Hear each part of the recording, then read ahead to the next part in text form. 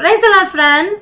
இன்றைய தினம் நம்ம தானியேல் தீர்க்கதரிசியின் புத்தகத்தில் எடுத்து சிந்திக்க வேண்டிய பகுதி 5வது அதிகாரம் வசனங்கள் 11 முதல் 16 வரைக்கும். இதுல இதோட ஃபர்ஸ்ட் பார்ட்ல என்ன சொல்லியிருக்காங்க, அந்த ராஜா தெய்வ சமூகத்து பாத்திரங்கள்லாம் எடுத்து யூஸ் பண்ணிட்டாரு.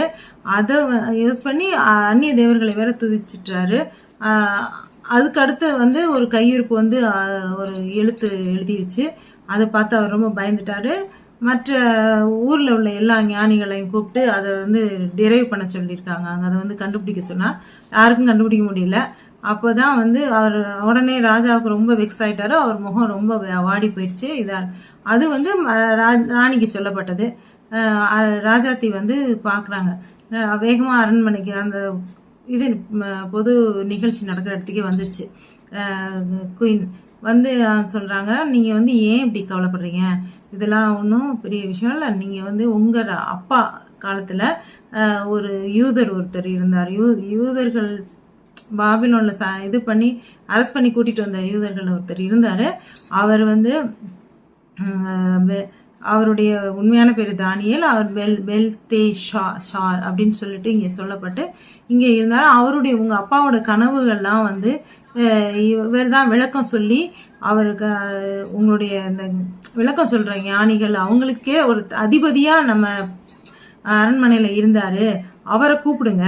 அவரை கூப்பிட்டா அவர் இந்த இதுக்கு விளக்கம் சொல்லக்கூடியவரா இருப்பாரு. அவர் ஜீவனுள்ள தேவனுடைய ஆவி அவருக்குள்ள இருக்குது. அதனால நீங்க அதுக்கு பத்தி கவலைப்படாம அவரை கூப்பிடுங்க அப்படின்னு சொல்லி அந்த ராணி டக்குன்னு சொல்லிட்டாங்க.